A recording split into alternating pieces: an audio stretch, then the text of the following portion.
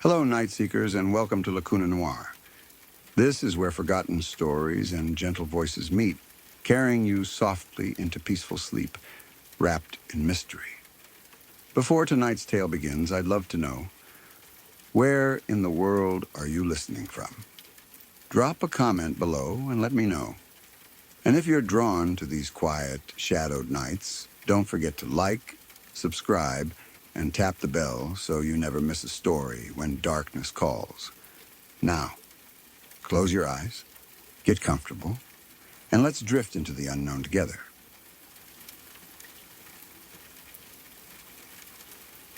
When I was 4 years old, I was too young to understand fear in the way adults do.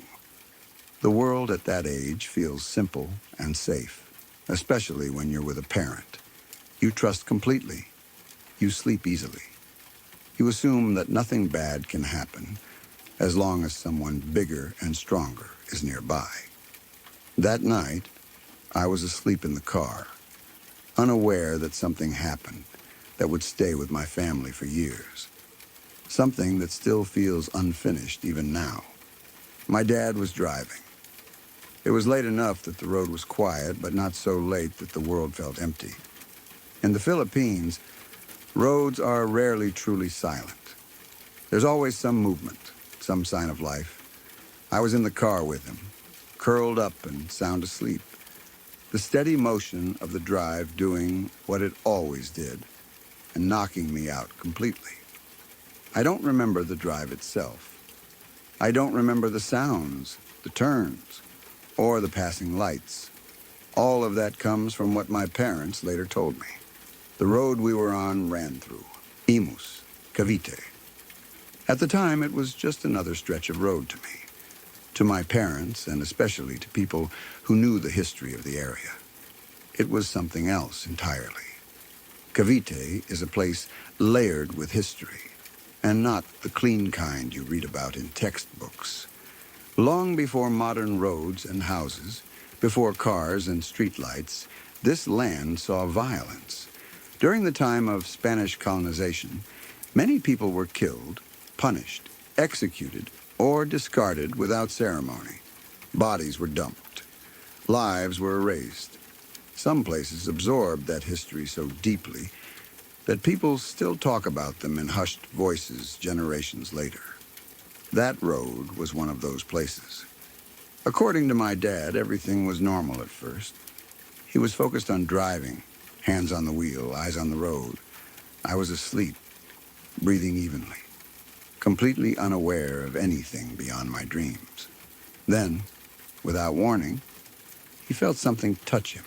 Not a brush, not a breeze, a hand. He felt a small hand reach around his neck from behind, gripping him the way a child might, fingers curling in close, almost like it was trying to choke him. The shock of it hit him instantly. His first thought was me. That was his instinct. A child's hand around his neck in a moving car at night. He turned his head, heart pounding, expecting to see me awake, maybe having climbed forward somehow, maybe scared or confused. But I was still asleep, completely asleep. My body hadn't moved. I wasn't leaning forward. I wasn't reaching out. I was exactly where I should have been, undisturbed, unaware. That's when fear truly set in. The logical explanation disappeared in an instant. There was no child awake in the car. No one else was there. And yet he had felt it clearly. He tried to grab the hand. Even while driving, even with the car in motion, he reached up instinctively, trying to pull it away from his neck. He said it felt real enough that his body reacted without hesitation. But the moment he tried to touch it, it was gone. Not pulled away, not released. Gone. Like it had never been there at all. Despite the fear, my dad kept control of the car. That part of the story always stands out to me. He didn't swerve. He didn't slam the brakes.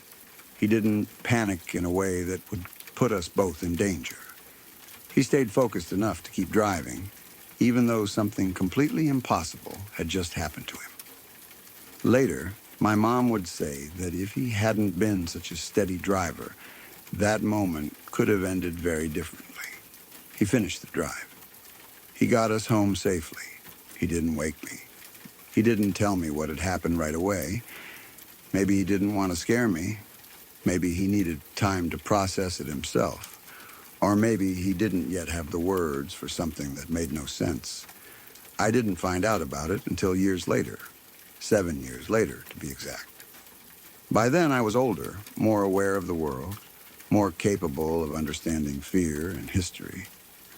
My mom told me the story one day while we were driving on that same road. It wasn't a dramatic reveal.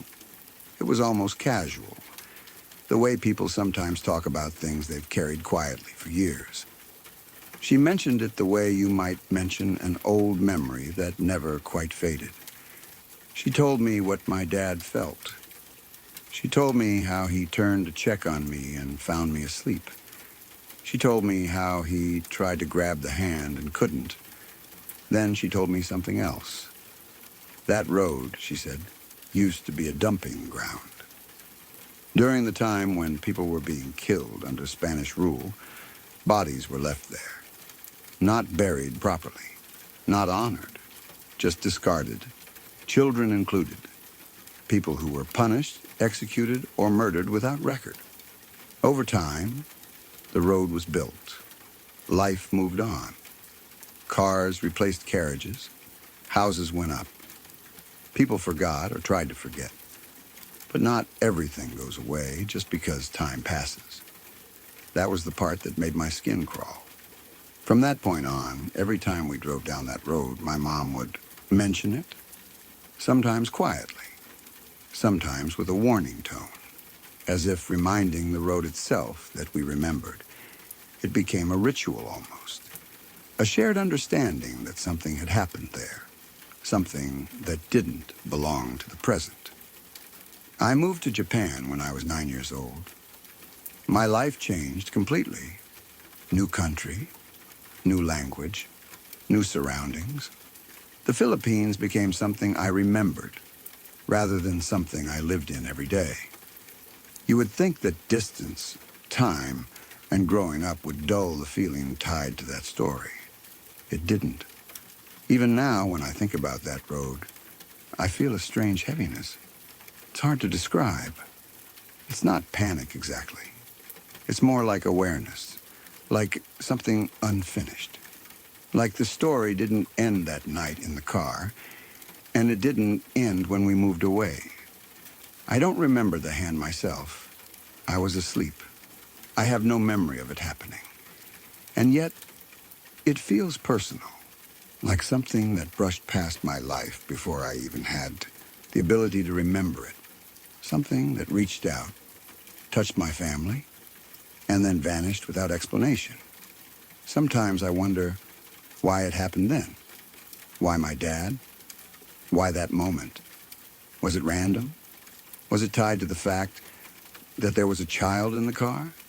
Was it just something replaying an old motion, an old pain, without intent or awareness? Or was it something more deliberate?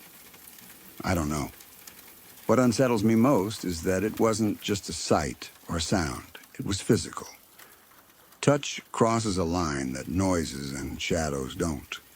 Touch demands acknowledgement. It forces you to accept that something interacted with the physical world, even if only for a second. I've heard people dismiss stories like this easily. They say stress, imagination, muscle spasms, hallucinations. I understand those explanations. I really do. But my dad was awake, driving, focused and alert. He wasn't half asleep. He wasn't dreaming. He didn't see something and misinterpret it. He felt it, and he checked immediately. There was no child awake. There was no explanation. That's what makes it linger. Even now, living far away, I sometimes think about that road and imagine it the way it must have been long ago. Dirt instead of pavement. Silence instead of engines. People being brought there not by accident, but by force. Children who never made it home. hands that reached out once and never let go. Maybe it's just a story. Maybe it's just history mixed with fear. Or maybe some places remember more than we think they should. I don't know if there is something still waiting on that road, as my mom sometimes says.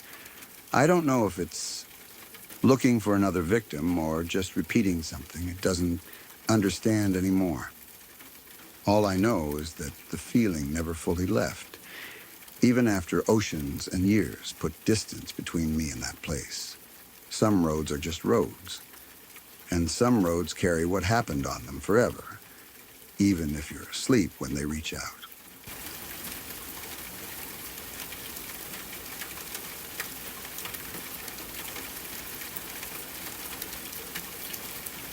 My spouse and I have been together long enough to know each other's limits, fears, and instincts. We're not people who jump to conclusions easily, and we're not the type to dramatize things for the sake of a story. That's important to say up front, because what we experienced together over the years includes things that still don't sit comfortably in any logical explanation. Some moments were strange but harmless. Others were unsettling in a quiet way. And then there was one event that stands apart from everything else, something so violent, so emotionally charged, and so unexplained that it permanently changed how I think about life, death, and what might exist beyond what we can see. The most frightening experience happened during a stay at my late father's house, toward the end of his life. My dad was very ill at the time. Cancer had taken hold of him in a way that was aggressive and unforgiving. His strength faded faster than any of us were prepared for. And as his health declined, my wife and I spent a lot of time at his home to help care for him. He lived in the country, in an executive-style bungalow set far back from the road, surrounded by about 8 acres of land. It was quiet out there, in a way that feels deep and complete. No neighbors close by, no traffic noise, just open space, trees, and long stretches of silence. Because of his condition, we had a baby monitor set up in his bedroom. It wasn't there for anything strange or unusual, just safety. We wanted to hear him if he needed help, if he fell, if he called out. It gave us peace of mind, especially at night or when we were in another part of the house. One afternoon, in the middle of a bright, clear day, something happened that none of us will ever forget. My wife and I were in another room when we heard my dad's voice come through the baby monitor. At first, it didn't alarm us. It sounded like he was talking, as if he were having a conversation with someone. That alone wasn't too unusual. Sometimes he talked to himself. Sometimes he spoke out loud when he was thinking or praying in his own way. But then his tone changed. His voice grew louder. Not just louder, but more intense. It sounded like an argument, like he was responding to someone. His words became sharper, more emotional. The volume kept rising, and within seconds, it went from conversation to shouting. That's when we ran to his bedroom. When we burst through the door, the sight and sound of him stopped us cold. My father was sitting up screaming with a level of raw emotion I had never seen from him before in my entire life. He wasn't confused. He wasn't delirious in the way people sometimes are near the end. He was fully present, fully aware, and absolutely terrified. He kept yelling the same words over and over. "I'm not ready to go." Again and again. "I'm not ready to go." There was desperation in his voice, panic, defiance. It didn't sound like a man talking about pain or fear of dying in an abstract way. It sounded like a man responding to something, or someone, telling him it was time. Before we could even process that, the room itself turned violent. The walls started pounding, not a single bang, not a creak or a thud.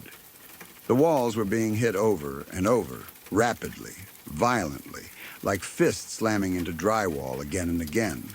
The sound grew faster, louder, more aggressive, as if something was trying to break through the room itself. It wasn't coming from one spot. It felt like it surrounded us. This was not subtle. This was not something you could mistake for pipes or wind or the house settling. It was relentless, heavy, and forceful. My wife screamed. My dad screamed. I stood there for a split second, frozen, my brain scrambling to understand what was happening. The noise was overwhelming. The energy in the room felt thick, oppressive, almost suffocating. It felt menacing in a way I had never experienced before, like the room itself had turned hostile. And then, just as suddenly as it started, it stopped. The entire episode lasted maybe a minute, possibly less. But in that moment, time stretched in a way that made it feel endless. When the noise ceased, the room fell silent. No aftershocks, no fading sounds, just silence, broken only by heavy breathing and the echo of what had just happened. My dad was shaken but conscious. My wife was crying. I could feel my heart pounding in my chest like it was trying to escape. I didn't know what to do except act, so I ran outside immediately. I walked the perimeter of the house. I checked the walls from the outside. I scanned the property. 8 acres of open land, no people, no vehicles, no equipment, no animals. The house sat far back from the highway, making it impossible for traffic or construction or any external source to create that kind of pounding. There was nothing, no explanation, no sign that anything physical had caused what we heard. It was the middle of the afternoon. The sun was out. Birds were chirping. The world outside looked completely normal. Inside that bedroom, it had been anything but. My father was a good man, the best kind. A loving parent, a devoted grandfather, gentle by nature. He wouldn't hurt a fly. He wasn't especially religious, but he wasn't cruel or immoral either. Like most people, he lived a full life, made mistakes, broke a few commandments here and there, but nothing that would define him as a bad person. And yet, during the last days of his life, he seemed to be fighting something far beyond his physical illness. Cancer was already terrifying enough. Watching someone you love waste away is a special kind of hell. But what shook me to my core was the realization that my dad wasn't just battling a disease. He was battling something emotional, spiritual, or psychological that none of us were equipped to help him with. Was it fear? Was it his mind coping with death? Was it something darker? I don't know. I still don't. I've thought about that day more times than I can count. I've tried to rationalize it. Stress, hallucinations, the brain misfiring under extreme trauma, group panic, acoustic anomalies. I've gone through every logical explanation available to me. None of them fully explain what we all experience together. What makes it impossible to dismiss is that all 3 of us were present. We all heard it. We all felt it. It wasn't a shared imagination. It wasn't one person's perception influencing the others. It was loud, physical, aggressive, and undeniable. That was the most violent and terrifying, unexplained moment of my life. I don't think I will ever witness anything like it again. After my father passed, I found myself oddly grateful for that experience, even though it still scares me to think about. It forced me to confront the reality that dying is not just a physical process. For some people, it may be a deeply emotional or spiritual struggle, as, well, whether you believe in demons, energy, the subconscious mind, or something else entirely, I know this much. My dad was fighting something real to him in those final days.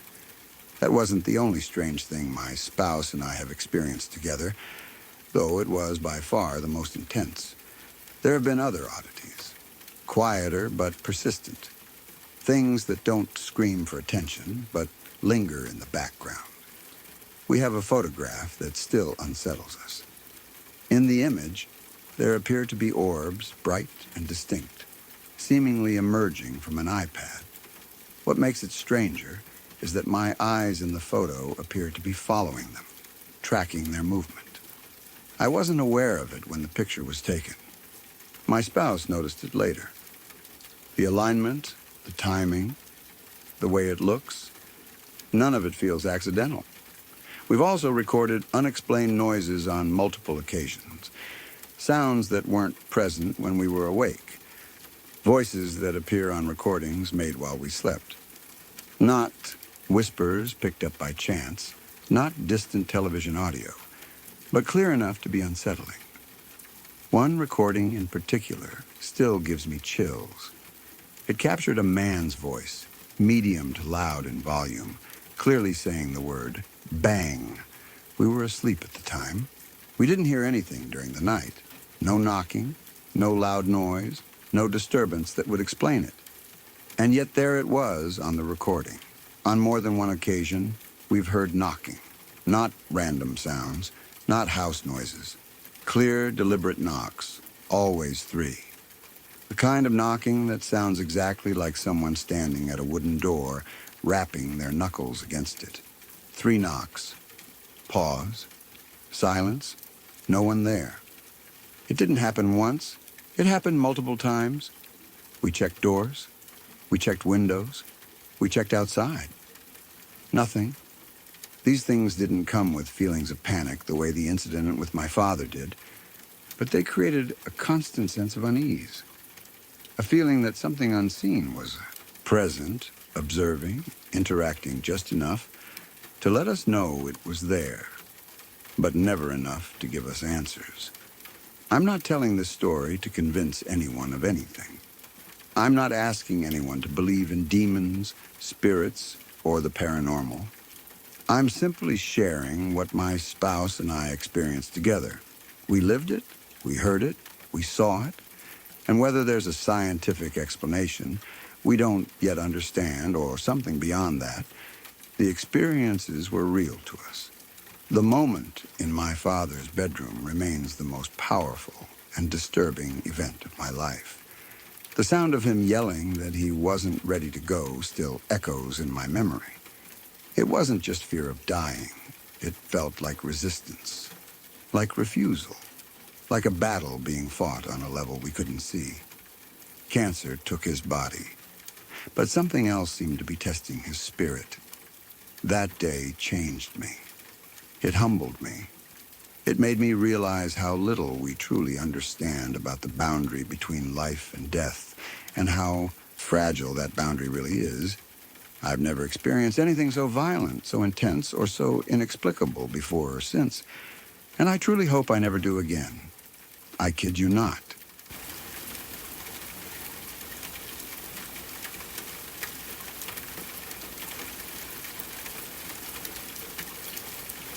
When I was around 11 years old, I learned something about pain, fear, and how fast a normal day can turn into something that sticks with you for the rest of your life. At the time, it didn't feel like a story. It felt like survival. Looking back now, it still makes my stomach tighten. Not just because of the injury, but because of everything that happened around it. It was just another school day. Recess, the playground, kids running everywhere, yelling, laughing, doing what kids do when they're finally let outside. Our playground wasn't anything special, but there was one piece of equipment everyone loved. It was this big metal structure shaped like a ball, made entirely of curved metal bars. Imagine a hollow sphere you could climb inside, hang from, run through, or just mess around in. It looked harmless enough, and to us, it was basically a jungle gym from hell in hindsight. I was inside it that day, climbing and moving around while other kids were doing the same thing. There was nothing dangerous going on, no pushing, no fighting, just kids playing. At some point, I decided to run out of it. I didn't stop to think. I didn't slow down. I didn't measure my height or where the bars were. I just moved the way kids do. without considering consequences. That's when everything went wrong. As I ran out, I completely misjudged the height and position of one of the metal bars. Instead of clearing it, my head slammed straight into it. Hard. The impact was violent enough that even now I don't know how it didn't cause serious brain damage. It wasn't a glancing hit. It was direct, full force. The kind of hit that makes your visions explode into white and your ears ring instantly. For a split second, my head stopped, but the rest of my body didn't. My momentum kept going forward. So there I was, my head jammed against the bar, my body still moving. And physics did what physics does. My body flipped upward while my head stayed where it was. It felt like my neck stretched in a way it was never meant to. Then I lost contact with the structure entirely. I fell. It wasn't a huge fall by adult standards, but for an 11-year-old, 3 feet might as well have been a cliff in that moment. I fell awkwardly, uncontrolled, with no way to brace myself. And I didn't land on the ground. I landed on another metal pole. My spine hit it directly. The pain was instant and overwhelming. It wasn't like getting the wind knocked out of you or scraping a knee. This was different. This was deep, sharp, and burning all at once. It felt like my entire back lit up with electricity. I couldn't breathe properly. I couldn't scream right away. My body didn't know what to do. I remember thinking very clearly that something was seriously wrong. I didn't know what spinal injuries were back then. I didn't know medical terms. I just knew that moving hurt in a way I had never felt before. I tried to shift and pain shot through me again, through me. It wasn't broken, thankfully, but it was damaged enough to make every movement feel like punishment. For a moment, everything around me faded out. The noise of the playground felt distant, muffled, like I was underwater. Kids were still playing. No whistle blew. No teacher rushed over. To everyone else, it probably looked like just another kid falling on the playground. Eventually, instinct kicked in. I knew I needed help. I couldn't stand up. My legs felt weak and unreliable. My back screamed every time I tried to move. So I did the only thing I could think of. I started crawling toward the teacher. I remember dragging myself across the playground surface, using my arms, trying to keep my back as still as possible. Every inch hurt. I wasn't crying yet. I think I was in shock. My brain was focused on one thing only: get to an adult. That's when it got worse. Some kid noticed me. I don't even remember who it was. I don't remember their face. I just remember the moment. Everything shifted from bad to unbearable. Instead of recognizing that something was wrong, instead of calling for help, that kid yelled something along the lines of dog pile. Kids love chaos. Kids love piling on. Kids don't always understand when something is actually dangerous. And before I could react, before I could say anything, before I could protect myself, other kids rushed over. Suddenly, there were bodies everywhere. Weight, pressure, hands and knees and elbows landing on me. 30 kids, give or take, dogpiling onto an 11-year-old who was already injured. The pain exploded. It wasn't just my spine anymore. It was everything. My back felt like it was being crushed. I couldn't move. I couldn't breathe properly. Panic finally set in. Real panic. The kind that makes your chest tighten and your thoughts scatter. I tried to yell, but my voice got lost in the noise of kids laughing and shouting. That's the part that still messes with me the most. Not the initial, not accident, not even the spinal injury. It was the feeling of being helpless, while people piled onto me, completely unaware that they were making something terrible so much worse. I remember thinking that they were going to paralyze me. I didn't have the words for it back then, but I knew instinctively that my back shouldn't be taking that kind of pressure. Eventually, a teacher noticed. I don't remember exactly how it ended. I remember the weight lifting off me. I remember hands pulling kids away. I remember being rolled carefully onto my side. I remember crying then, hard, because the adrenaline wore off and the pain fully hit. I was taken to get checked out. There was no broken spine, no paralysis, no permanent damage, thankfully. But there was injury, muscle damage, trauma, pain that lasted far longer than anyone expected. I had to be careful for a long time afterward. Sitting hurt, bending hurt, running hurt, even lying down hurt sometimes. But what stuck with me wasn't just physical. It was the realization that accidents don't happen in clean, isolated moments. They compound. One mistake leads to another. A bad moment turns into a worse one because of how people react or don't react. I think about how close that was. If my head injury had been a little worse, I could have had brain damage. If my spinal injury had been a little lower or harder, I could have been paralyzed. If the dog pile had lasted longer, if the kids had jumped harder, if no teacher had noticed in time, things could have ended very differently. I was 11. I shouldn't have been crawling across a playground with a spinal injury while other kids piled on top of me.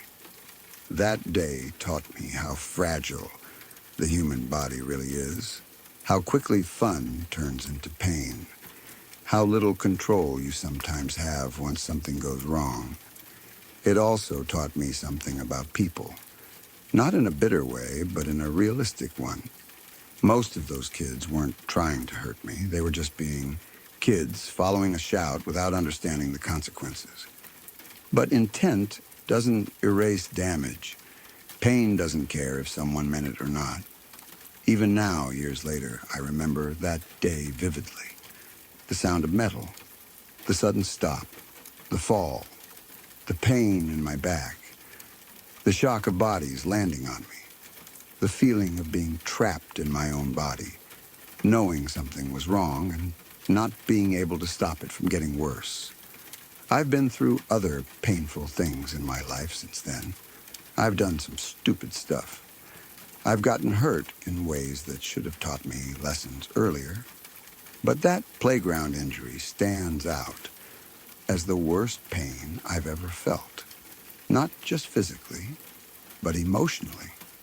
It was the day I learned that being injured doesn't always look dramatic. Sometimes it looks like a kid crawling across a playground while everyone else thinks it's a game. Worst day ever doesn't even begin to cover it.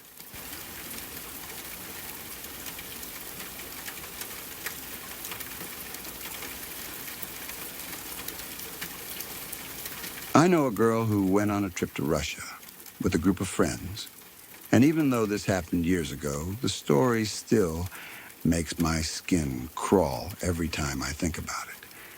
It's one of those experiences that doesn't just scare you in the moment, but changes the way you think about strangers, travel, and how close danger can be without you realizing it.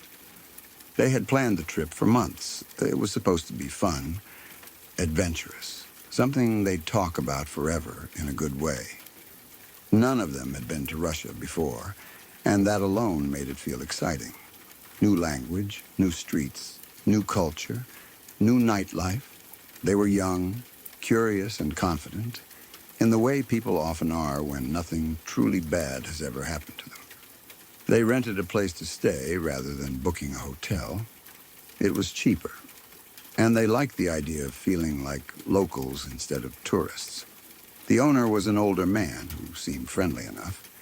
He showed them around, gave them the keys, explained how things worked, and then right before leaving, he added something strange. He told them they were free to do whatever they wanted, go wherever they liked, explore the city, enjoy themselves. Then he paused and said, very clearly, that they should not go toward the streets on the left side of the area. Not be careful, not it's rough, not it's dangerous at night. Just don't go there. At the time, they laughed it off. People always say things like that, right? Every city has neighborhoods with bad reputations. They figured he was being overly cautious or dramatic. After all, they were in a group, not alone, and they weren't planning on doing anything reckless. For the first couple of days, everything was fine. They walked around during the day, took photos, tried local food, did all the normal tourist things. At night, they'd go back to the apartment, talk about what they'd seen, and plan what to do next. The warning about the left side streets faded into the background. Then one night, they decided to go out for drinks. They were looking for a bar, and after wandering for a while, they noticed one that looked lively and welcoming. Music spilling out, people laughing, lights glowing through the windows. It just happened to be on one of the streets they'd been told to avoid. They hesitated for maybe a second.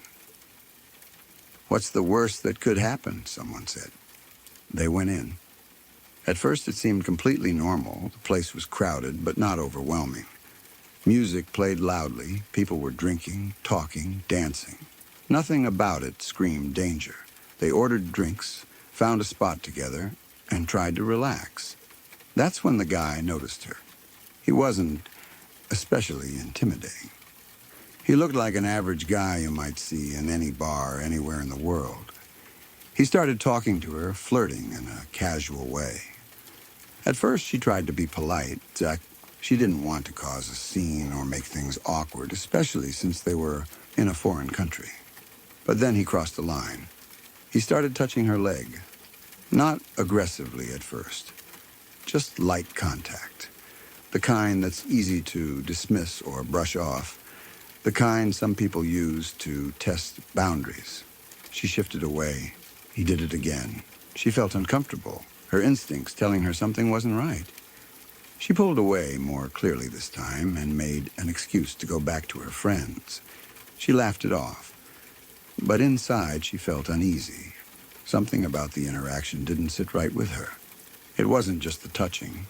It was the way he looked at her, the way he smiled, the way he didn't seem bothered when she moved away. They stayed a little longer, but the mood had changed. The bar didn't feel fun anymore. It felt tense, even though nothing obvious was happening. Eventually, they decided to leave. As they walked out into the street, she felt it. A burning sensation on her leg. At first, she thought maybe she'd brushed against something hot or that her skin was irritated from clothing. But the feeling didn't go away. It got worse. Sharp, intense, like her skin was on fire from the inside. She told her friends, and they stopped walking. They looked at her leg.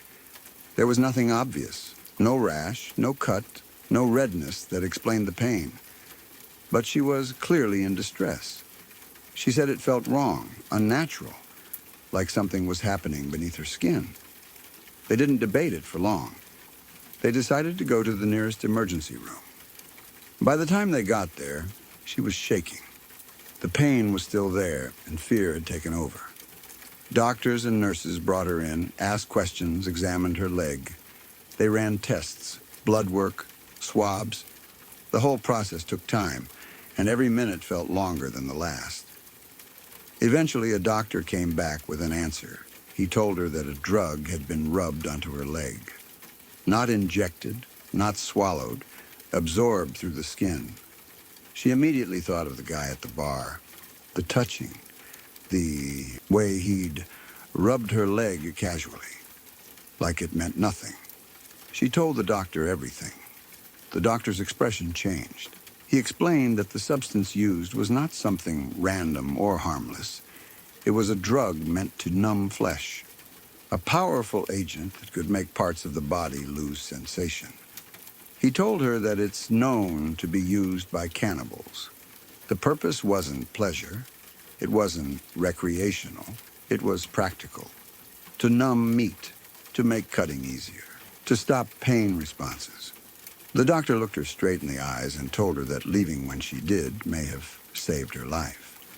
Those words hit harder than anything else that night.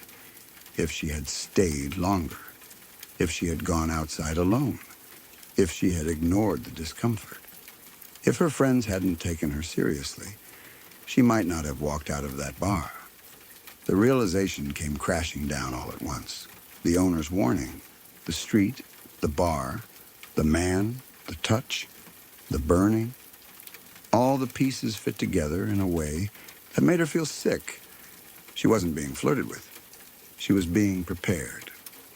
The hospital treated her immediately. They cleaned the area thoroughly, administered medication, and monitored her closely.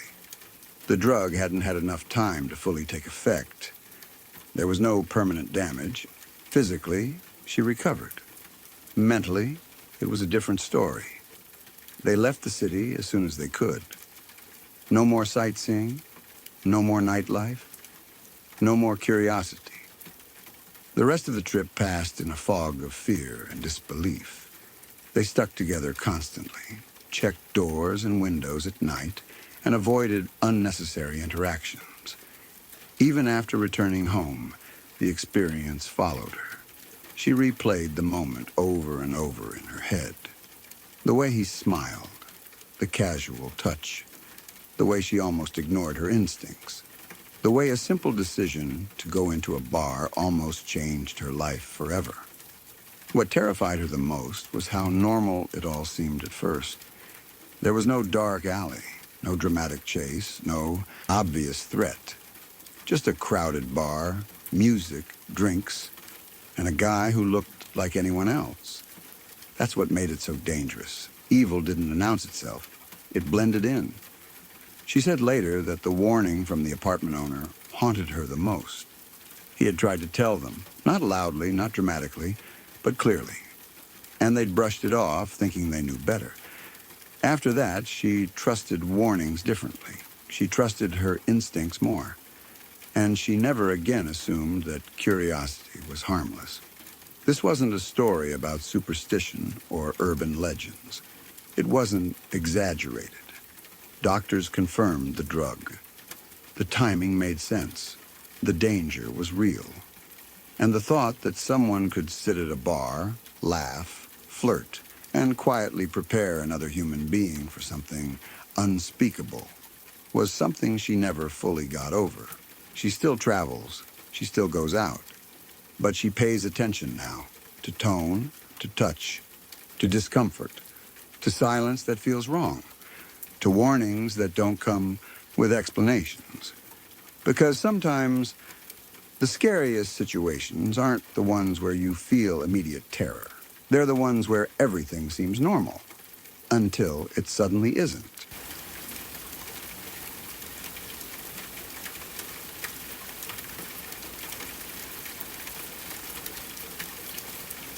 Back in high school, around 2007 or 2008, I learned a lesson the hard way about how fast something stupid and ordinary can turn into something genuinely life-threatening.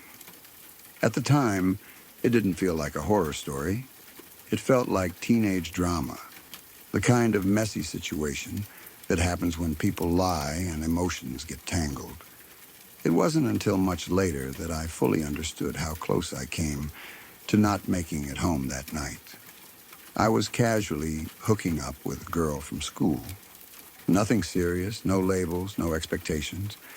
I wasn't trying to start a relationship, and I definitely wasn't trying to interfere with someone else's. She told me she was single. I knew she had been in a long-term relationship before, but she assured me it was over. I took her at her word. That was my first mistake.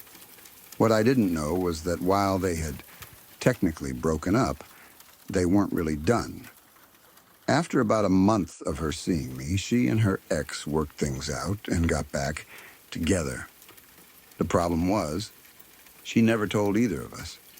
She just kept seeing both of us, pretending everything was fine, like she could juggle two separate lives without consequences.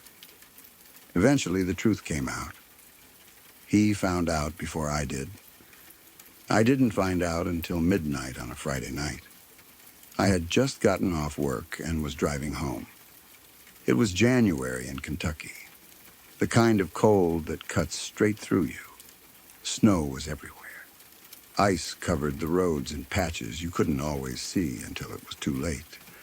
I was driving a 5-speed pickup truck, an old Ford F-150, manual transmission, no traction control, just me, the engine, and whatever control I could keep on slick roads. My route home took me through an airport tunnel. It wasn't a long tunnel, but it was narrow and dark. Technically wide enough for 2 cars, but there was only 1 lane. Once you committed to it, there was no turning around. You just went through and hoped no one was coming the other way. As I was approaching the tunnel, a car came flying past me and cut me off hard. No signal, no warning, just suddenly there, forcing me to brake. I was annoyed, but not alarmed. People drive like idiots all the time, especially late at night. I slowed down, kept my distance, and focused on getting home safely. Then things went wrong. About halfway through the tunnel, the car in front of me slammed on its brakes and came to a complete stop. Not a slow brake, not a tap, a full stop. In a dark tunnel, at midnight, in winter, on icy pavement. My heart jumped into my throat. I had a split second to react. If I slammed the brakes, I was going to slide straight into them and wreck both vehicles. Instinct took over. I downshifted, fought the steering wheel, and fishtailed around them just enough to avoid a collision. The truck slid, the tires screamed, and for a moment I thought I was going to lose control completely. But I made it past them. At that point, adrenaline was flooding my system. My hands were shaking. My heart was pounding so hard I could hear it in my ears. Every instinct told me not to stop. Who in their right mind stops in a tunnel like that? Especially after brake checking someone. So I kept driving. As soon as we exited the tunnel, something caught my eye. In the opposite lane, driving the same direction as me, was her ex. Or rather, her now current boyfriend. He was in a massive truck, way bigger than mine, staring straight at me as he passed. His face wasn't surprised. It wasn't confused. It was focused, cold. That's when it clicked. This wasn't road rage. This wasn't random. This was intentional. The car that cut me off wasn't behind me anymore. That meant they had coordinated it. One vehicle to slow me down, one vehicle to box me in. They were trying to trap me in that tunnel. The realization hit like ice water. My stomach dropped. My brain started racing through worst-case scenarios, and for the first time that night, I felt real fear. Not embarrassment. Not anger. Fear. He wasn't mad and looking to talk. He was trying to hurt me. Maybe kill me. The truck sped up and got in front of me, slowing down deliberately. The other car moved into position behind me. They were trying to sandwich me, force me to stop, on empty roads, in the snow, at midnight. The truck in front of me slammed on the brakes again. I barely avoided him fishtailing a second time. The back end of my truck slid out. The tires lost grip. And for a terrifying moment, I thought I was done. But somehow, muscle memory and panic kept me upright. As soon as I straightened out, I floored it. I didn't care about speed limits. I didn't care about tickets. I didn't care about anything except staying alive. I took off toward the nearest busy area I could think of. The problem was, this was Kentucky. The roads were rural. Long stretches of darkness, fields, trees, no houses, no traffic, just snow, ice, and 2 vehicles that wanted me stopped. As I drove, I called the police.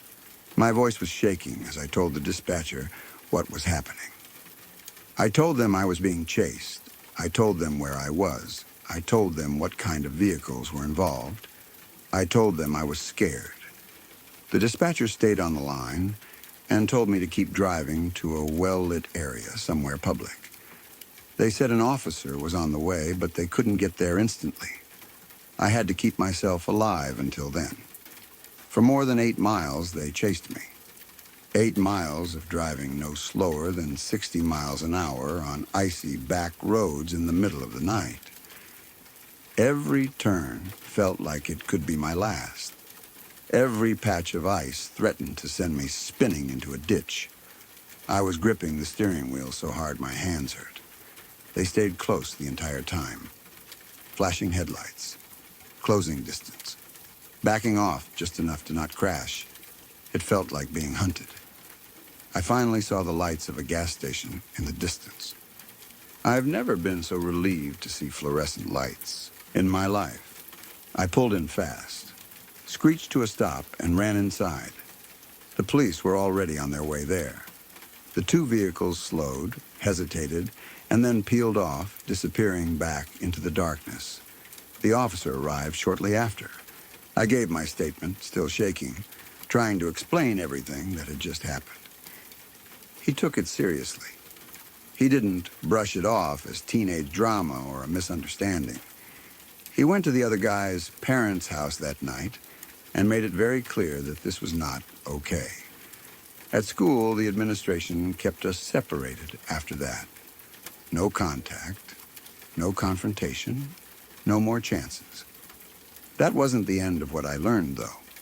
After everything calmed down, I found out there had been 3 other people in the car with him. I hadn't seen them because the windows were tinted. They weren't just trying to scare me. They had a plan. They were going to beat the hell out of me and leave me in the snow. Thinking about that still makes my chest tighten. If they had succeeded in forcing me off the road, if I had spun out, if my truck had stalled, if I had lost control for even a second, I don't know what would have happened. Out there on backcountry roads at midnight in winter, someone could have been left unconscious in the snow for hours. That kind of cold doesn't forgive. People don't just wake up from that. It scares me to think about how close it was. How one bad shift, one wrong turn, one patch of ice could have ended everything. How something that started as a lie in a teenage relationship nearly turned into a murder. After that night, I never got rid of my 5-speed Ford F-150. Even now, I like knowing I'm in control of the gears. I like knowing I can downshift and power through when I need to. That truck represents survival to me in a way I can't really explain. I also learned something else. Drama isn't harmless. Lies aren't small. People don't always react with words when they feel humiliated or angry. Some react with violence, and sometimes you don't see it coming until you're already running for your life. I'm married now. No more casual hookups. No more surprise boyfriends. No more teenage stupidity. I'm grateful every day that I made it out of that tunnel alive, that I had the instincts and the vehicle to escape, and that I chose to run instead of stopping. Because that night taught me something I've never forgotten. Sometimes the scariest moments in your life don't come from strangers in the dark. They come from people you never thought you were involved with at all. When I think back to that summer, there are a lot of memories that surface first. The smell of pine in the air, the way the lake looked early in the morning when the water was completely still, the sound of laughter echoing between cabins long after we were supposed to be asleep. Summer camp on Lake Crescent always felt different from normal life, like we were slightly disconnected from the rest of the world. The place had a strange atmosphere to it, even during the day. At night, that feeling intensified in a way I didn't really have words for back then. But I understand it better now. The camp itself was old, not falling apart, but clearly built long before any of us were born. The cabins were wooden, slightly crooked, with floors that creaked no matter how carefully you tried to move. The forest surrounded everything so tightly that it felt like the trees were leaning in, watching. During the day, it was beautiful, sunlight filtering through branches, the lake shimmering in the distance, the sound of water and wind blending together. At night, though, it felt heavy, dark in a way that didn't feel empty. but full. That night, we were all packed into our cabin. Me and my friends were sitting around, talking, laughing, probably telling dumb stories the way kids do when they're supposed to be settling down. The cabin had one main light, and it attracted bugs like crazy. Moths, mostly. Big ones, small ones, constantly flapping around the ceiling and walls. They bumped into our faces, brushed against our arms, and kept making that soft, dusty, fluttering sound that never stops once it starts. At first, it was just annoying. We waved them away, laughed about it, complained. Eventually, someone suggested turning off the light so the bugs would leave. That usually worked. Bugs follow the light, and without it, they lose interest. So we turned the light off and sat there in the dim glow coming through the windows, waiting. Most of the moths drifted away pretty quickly. One by one, they disappeared into the darkness outside. The cabin got quieter. The air felt calmer. But one moth didn't leave. It stayed. It kept flying around the same area near the wall, stubborn and irritating, like it was intentionally refusing to go anywhere else. It circled lazily, landed for a second, then took off again. Every time it brushed past someone, there was a groan or a laugh or someone telling it to go away. It didn't. That's when our counselor, Cody, spoke up. Cody was older than us, obviously, but not so old that he felt like a distant authority figure. He was the kind of counselor who joked around, told stories, and acted confident in a way that made you feel safe, but also curious. He had that calm, steady presence that made people listen when he talked, even if he wasn't trying to command attention. He watched the moth for a moment, then said, "Watch this, guys." We all looked at him. The moth landed on the wall, just sitting there, wings folded, completely still for once. The cabin was quiet. Everyone's attention was suddenly focused on that small, unremarkable insect clinging to the wood. Cody looked directly at it and said very clearly, "If you're an angel, rise. If you're a demon, fall." At first, nothing happened. There was maybe half a second of silence, the kind where you're not sure if you should laugh or wait. And then the moth dropped. It didn't flutter down. It didn't slide or drift. It dropped straight down like it had been cut loose. It hit the floor and didn't move at all. Someone laughed nervously and said something like, "No way," but then the laughter stopped. The moth didn't twitch. It didn't try to fly. It didn't slowly recover the way bugs sometimes do when they hit something. It was just dead. We all stared at it. I remember the exact feeling in my chest at that moment. It wasn't fear right away. It was confusion mixed with disbelief. My brain tried to explain it instantly. Bugs die sometimes. Moths are fragile. Maybe it was already dying. Maybe it just coincidentally dropped at that moment. But the timing was so precise, so immediate, that it didn't sit right. Cody didn't say anything after that. He just looked at the moth for a second, then looked at us. And there was something in his expression that I couldn't read. It wasn't smug or amused. It wasn't scared either. It was neutral, almost thoughtful, like he hadn't expected that outcome either. Someone eventually broke the silence with a joke, trying to lighten the mood. Another kid said it was just a coincidence. Someone else said Cody probably scared it to death. We all laughed again, but it wasn't the same kind of laughter as before. It was forced, thin, like we were trying to convince ourselves that nothing weird had just happened. But we all saw it, every single one of us. The moth was alive. It landed. Cody spoke. It dropped. It died. There was no delay, no room to argue about timing. It wasn't something that happened seconds later or after some distraction. It happened immediately after he said those words. That night, it was harder to fall asleep. The cabin felt different. The darkness outside the windows felt thicker, like it was pressing in more than usual. Every sound stood out. A branch snapping somewhere in the woods, wind brushing against the side of the cabin, the distant call of something moving near the lake. Normal camp noises, sure, but everything felt amplified. Lake Crescent has always had a reputation. Even before that night, we'd heard stories. Counselors talked about strange things happening after lights out. Shadows where there shouldn't be any. Voices heard near the water late at night.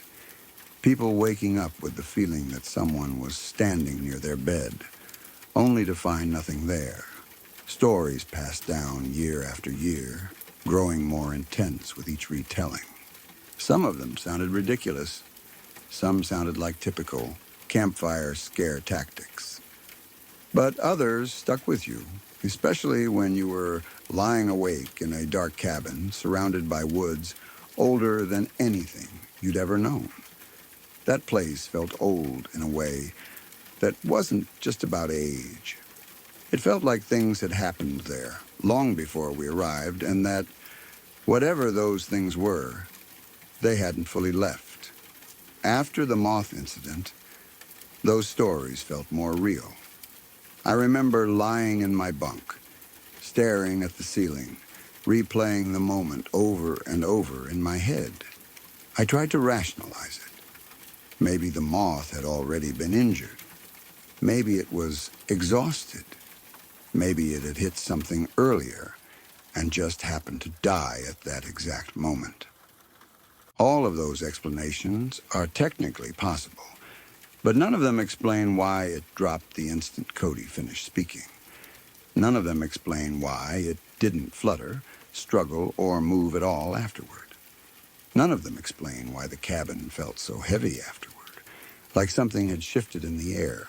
Over the rest of that week, little things kept happening. Not dramatic, movie-style paranormal events, but small moments that made you uneasy. Knocks on cabin walls when no one was outside. Whispers that sounded like they came from just beyond the trees. Footsteps near the lake late at night when everyone was accounted for.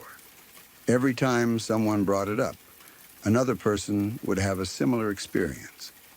You start to wonder if you're feeding into it, if your mind is just connecting dots that aren't really there.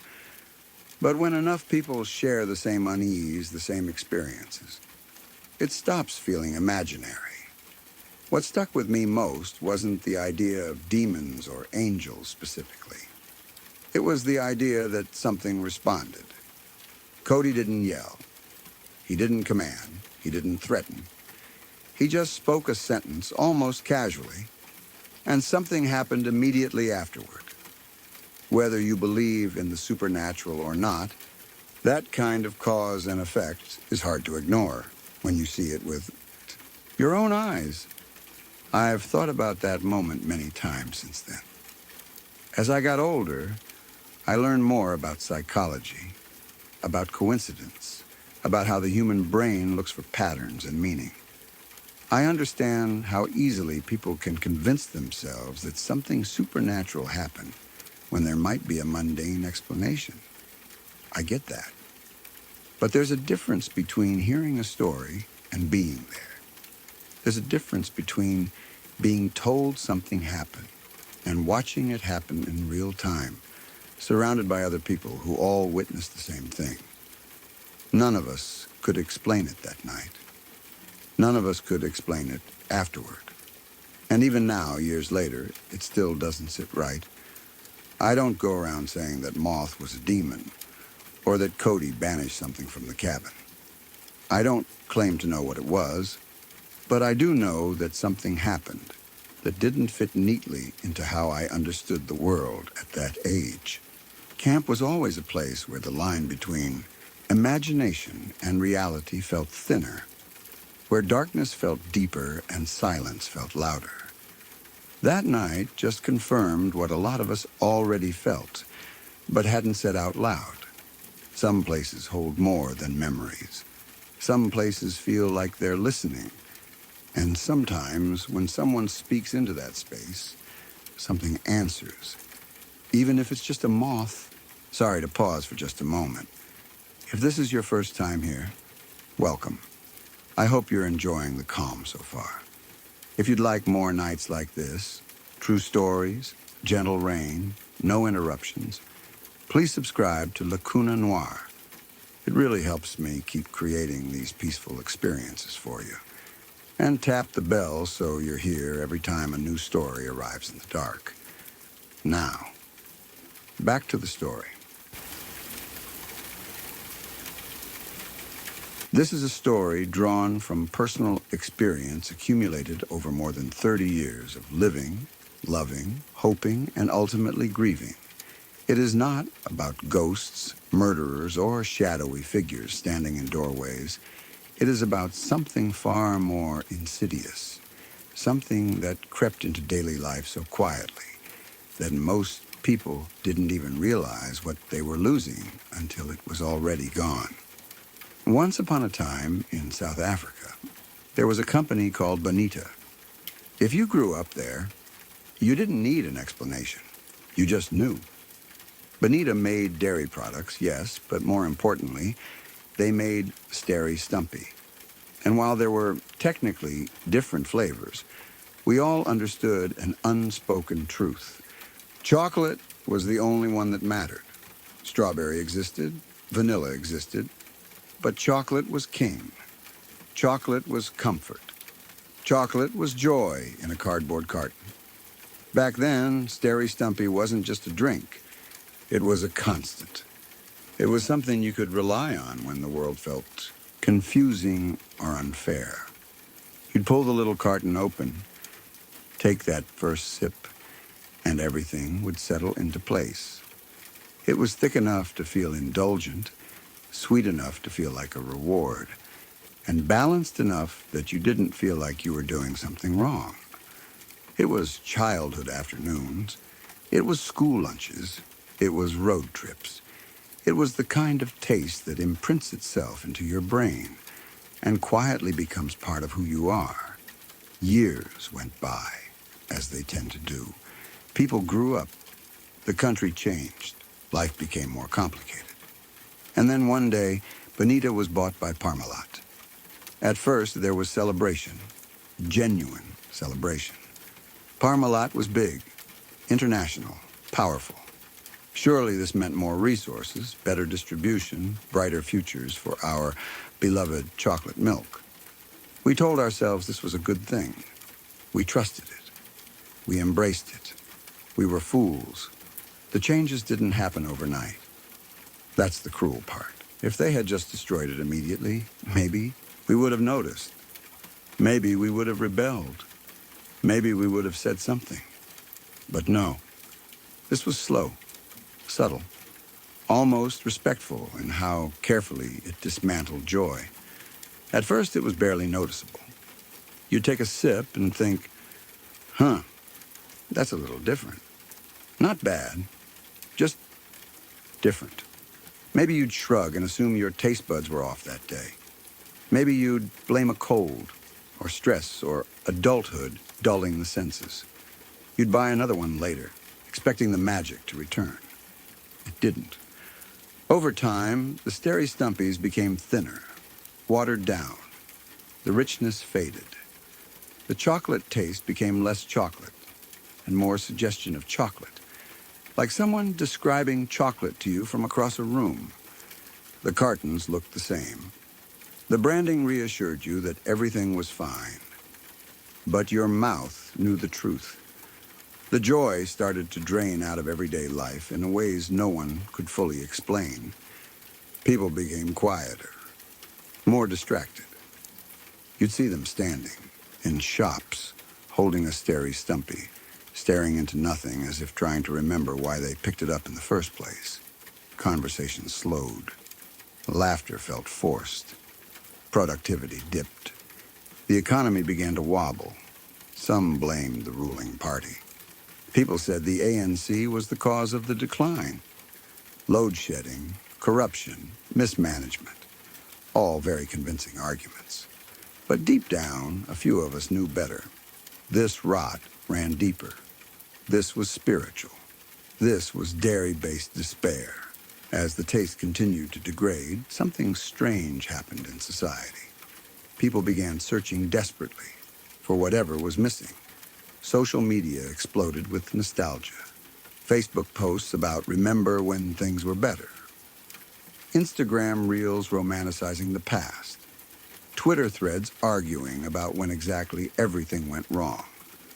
Brands leaned into it hard.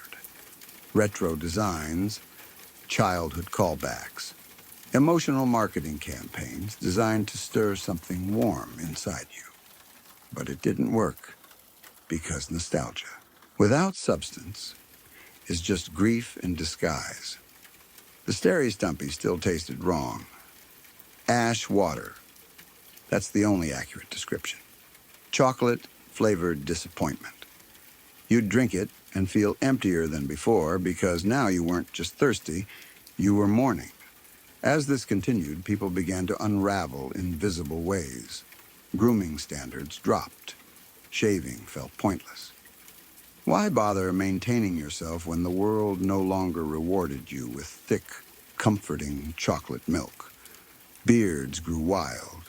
Hair was tied up in man buns. Someone decided this was an aesthetic and called it hipsterism, but really it was collective despair dressed up in flannel. People tried to fill the hole with other things. New music releases. Maybe this album would fix it. Maybe that band understood the emptiness. It didn't. Accessories were purchased, scrunchies, glasses with no prescription, vintage boots. None of it worked. Some went further. They cut out dairy altogether. Veganism rose not as a lifestyle choice, but as a coping mechanism. If the thing you loved was ruined, maybe the answer was to reject it entirely. Maybe pretending you never cared would hurt less. It didn't. The absence just became louder. Years passed like this, quietly bleak. And then one day, Parmalat announced something new. Stary Stumpy plus thick. The name alone sent ripples through the nation. Plus thick. It sounded like a promise, a confession, an admission that something had been lost and maybe, just maybe, it was coming back. The marketing leaned hard into it. Nostalgia turned up to 11. Hints that this version had more body, more substance, more junk in the trunk. The price was higher, but no one cared. Joy is priceless. People bought it in bulk. Social media lit up. Photos of cartons. First sips filmed and posted. Smiles that looked hopeful for the first time in years. And then we tasted it. Reader, there are no words strong enough to describe that betrayal. It wasn't thick in the way it should have been. It was thick in a confused, artificial way. Like someone misunderstood the assignment entirely. The flavor was wrong. Not just different. Wrong. Like a parody of what it was supposed to be. It felt like Parmalat had looked directly at our childhood memories and said, This is what you miss? And then served us a hollow imitation with a premium price tag. That was the moment hope truly died. Not in a dramatic explosion. Just a quiet resignation. People stopped talking about it. The memes faded. The anger cooled into acceptance. We realized the truth. The joy we once felt would never return. Not because it was impossible to recreate, but because it had been intentionally, systematically eroded. So we carried on. Day by day, one foot in front of the other. We worked. We paid bills. We laughed when appropriate. We pretended we were fine. But somewhere deep in the recesses of our minds, a small, aching truth remained. The knowledge that there was once something pure, something simple, something that made life just a little better, and it was gone. Forever. This is the real horror. Not jump scares, not monsters, not ghosts, but the slow realization that something you loved has been diluted beyond recognition, and no amount of rebranding, nostalgia, or plus-thick marketing will ever bring it back. I tremble as I type this, not out of fear, but out of mourning. This has been the scariest story of my life so far. The horror.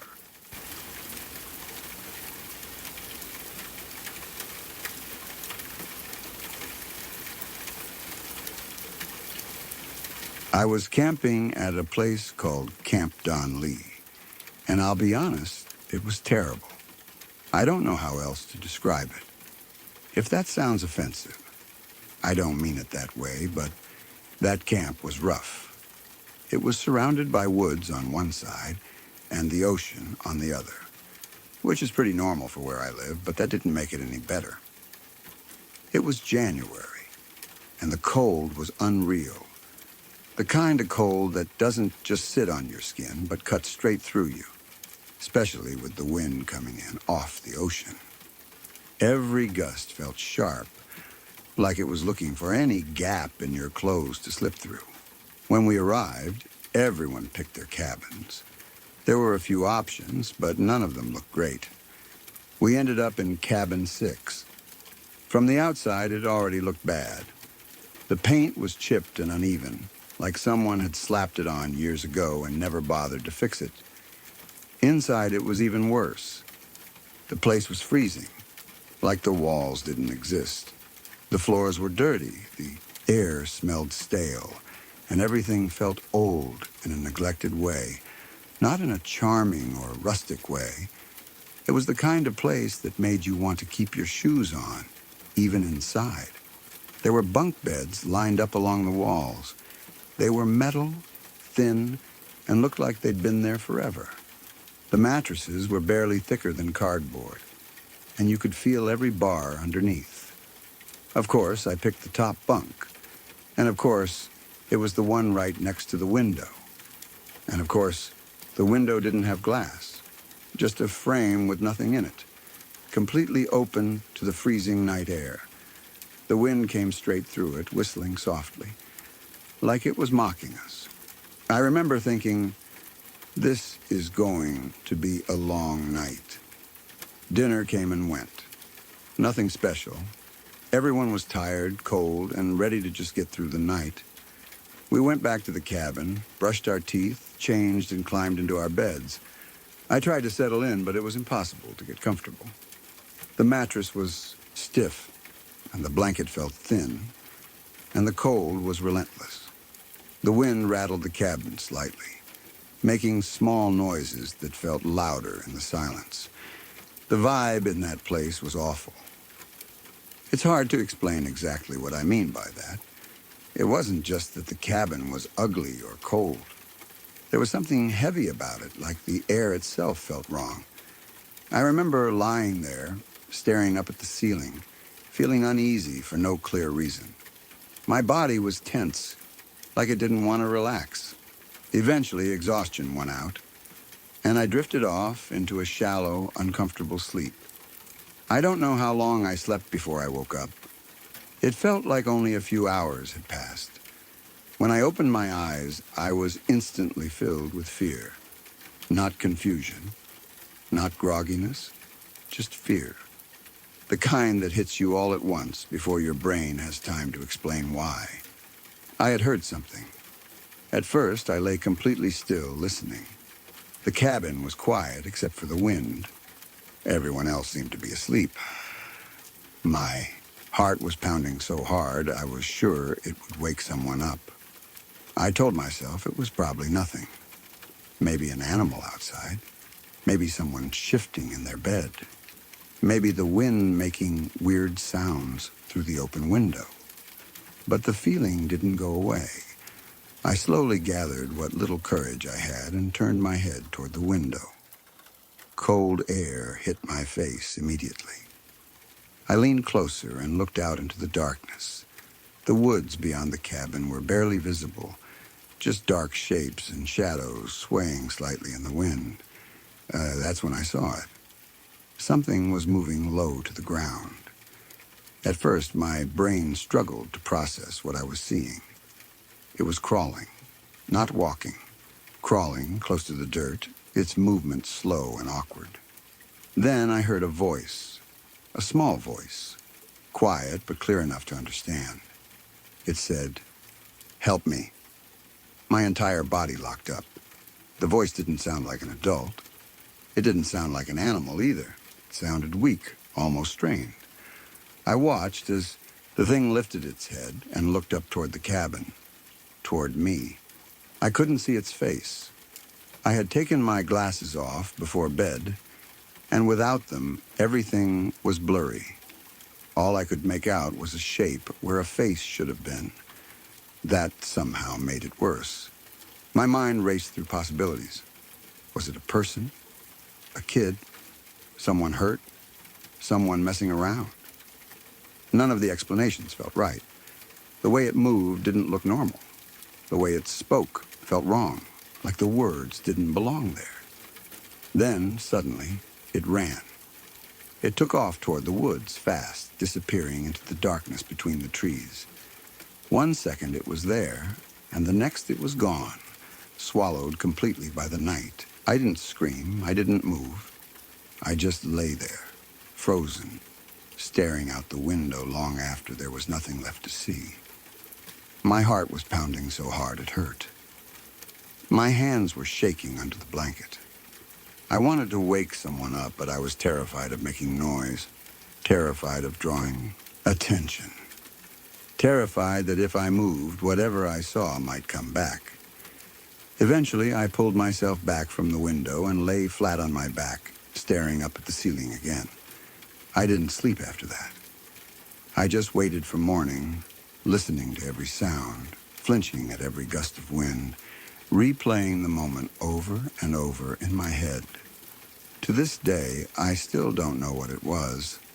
I've tried to explain it away 100 times. Maybe it was a prank. Maybe someone thought it would be funny to scare people in the middle of the night.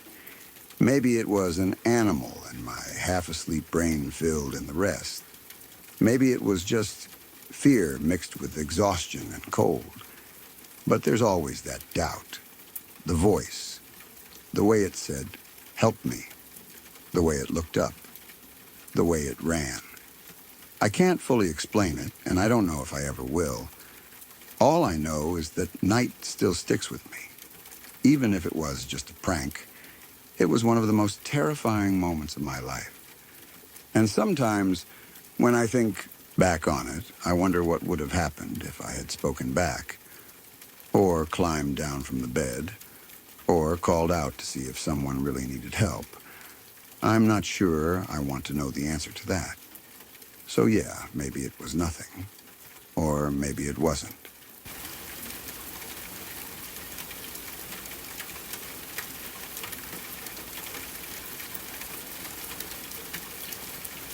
I have a friend who grew up believing she knew her family history.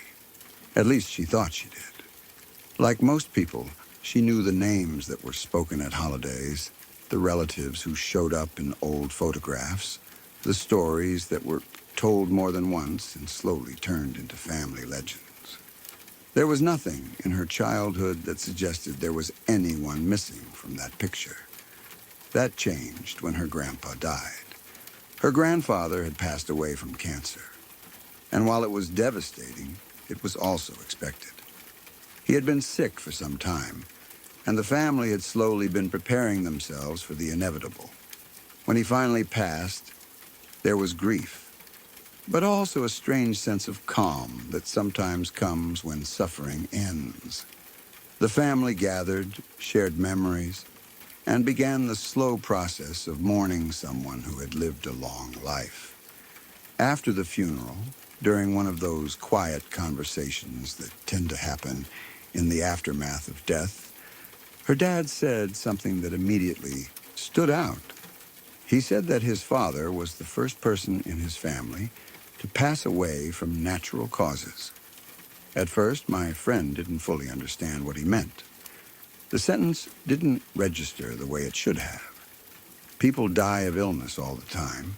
Cancer, heart disease, age. It's tragic, but it's common. So she asked him what he meant. "What do you mean, the first one?" she asked. Her dad hesitated, just for a moment. Not long enough for most people to notice, but long enough that it felt intentional. Like he was deciding whether or not to say what came next. Then she asked the obvious follow-up question. "Who else died in your family?" That was when the story came out. Her dad explained that when his father was younger, he had an older brother. A brother no one talked about. A brother whose name was never mentioned at holidays, whose face didn't appear in family albums, whose existence had been quietly erased over time. This man was her great-uncle, and until that moment, she had never known he existed. When her grandfather was young, his older brother ran away from home at 17. No dramatic farewell. No explanation passed down through generations. He just left. At 17, he disappeared from his family's life entirely. According to her dad, the family never really spoke about it afterward. It wasn't that they didn't care. It was more that they didn't know what to say. He was gone, and there were no answers. Over time, silence replaced questions. The brother didn't just run away. He reinvented himself. He got a fake ID that said he was 6 years younger than he actually was. With that false identity, he moved to Colorado and started a new life. He built something entirely separate from the family he left behind. New name, new age, new place. No ties back to where he came from. He lived there for decades. Years passed. Then more years. The family back home grew older. Parents passed away. Siblings aged. Life moved on. As far as they knew, he was just gone. A runaway teenager who never came back. Eventually, people stopped asking about him at all. What no one knew was that he stayed in Colorado until he was 80 years old. He lived a full life, at least on the surface. Long enough to grow old. Long enough to become someone with routines, habits, and a history that had nothing to do with where he started. Long enough that the past probably felt like something distant, almost unreal. Then, on November 3rd, 2010, everything ended in the worst possible way. He was shot in the head, not in a robbery gone wrong, not in a moment of self-defense. He was murdered. After he was killed, his body was stuffed into the trunk of a car. Someone tried to hide him, tried to make him disappear one final time, just like he had disappeared from his family decades earlier. His body wasn't found right away. 3 days passed before anyone discovered him. 3 days where he was missing, where no one knew where he was or what had happened. By the time he was found, the truth was unavoidable. There was no explaining it away. No confusion about cause of death. Someone had killed him deliberately and tried to cover it up. The details were horrifying enough on their own, but what came next made the story even harder to process. The person who murdered him didn't run. Instead, the following weekend, the murderer spent an entire day gambling with his own mother. They went out together like nothing had happened. They sat side by side, played games, passed time, all while the knowledge of what he had done sat quietly inside him. 3 days after the body was found, he acted normal enough to spend time with family, to laugh, to exist in public without raising suspicion. Then he confessed. Not immediately. Not in a moment of panic. He waited. He lived his life for a few more days as if nothing had changed. And then, after that day of gambling with his mother, he admitted what he had done. When my friend heard this, it didn't feel real. The idea that someone could commit such a brutal act and then casually spend time with their parent afterward was deeply unsettling. It raised questions that had no satisfying answers. What kind of person does that? How do you carry something like that? and still sit across from your mother, pretending everything is fine. For her, the story hit on multiple levels at once. First, there was the shock of discovering a family member she never knew existed. A great uncle who had lived an entire life in secret, completely separate from the family she grew up with. Someone whose bloodline she shared, whose story had been erased so thoroughly that even his name had disappeared from conversation. Then there was the sadness of it. A 17-year-old boy who felt the need to run away, to lie about his age, to start over entirely. Whatever drove him to leave must have been powerful. Fear, anger, desperation, or simply the belief that leaving was the only option. He never came back. He never reconnected. Whatever happened in his life after that, he faced it alone. And then there was the violence of his ending. He made it to 80 years old. 80. That alone suggests survival, resilience, the ability to navigate life long enough to reach old age. And yet, his life didn't end peacefully. It didn't end quietly. It ended with a gunshot hidden away in the trunk of a car, his body treated like something disposable. The fact that his murder wasn't widely known to the family until years later added another layer of unease. It made her wonder how many stories like this exist, buried in families, lost to silence and time. How many people disappear from family trees, not because they died, but because no one talks about them anymore. It also made her dad's original comment make more sense. When he said his father was the first in his family to die of natural causes, he wasn't exaggerating. He was stating a grim fact. Violence, disappearance, and unnatural death had touched his family before. It just hadn't been spoken about. What stayed with my friend the most was the idea of distance. Emotional distance, physical distance. The way someone can leave at 17 and become a ghost to the people they left behind, only to reappear decades later as a tragic headline or a whispered confession. She thought about the great uncle often after that conversation, about the life he built in Colorado, about whether he ever thought of his family, about whether he regretted leaving or felt relief that he had, about whether anyone in his later life knew who he really was, or if even then he was still hiding behind the version of himself he created at 17. She also thought about the murderer, about the coldness required to kill someone, hide their body, and then sit at a gambling table with your mother days later. About what that says about human behavior, about how normal people can appear even after committing something horrific. The story changed the way she thought about family history. It showed her that what we know is often incomplete, that silence doesn't mean nothing happened. It usually means something happened that was too painful, too confusing, or too complicated to talk about. It also reinforced a darker truth. Violence doesn't always come from nowhere. It intersects with ordinary lives.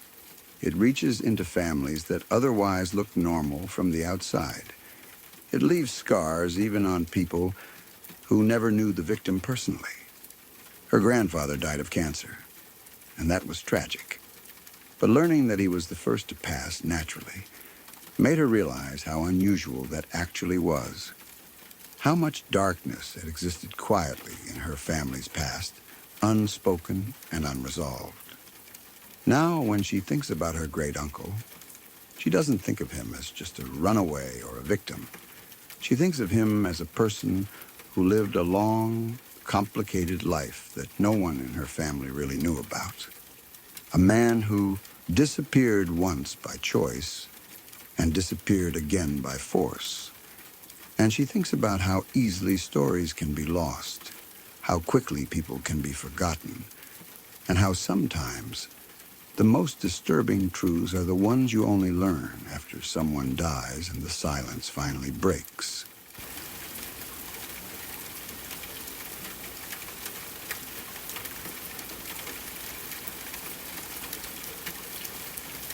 When I was still living with my parents, our house had a room everyone naturally gravitated toward.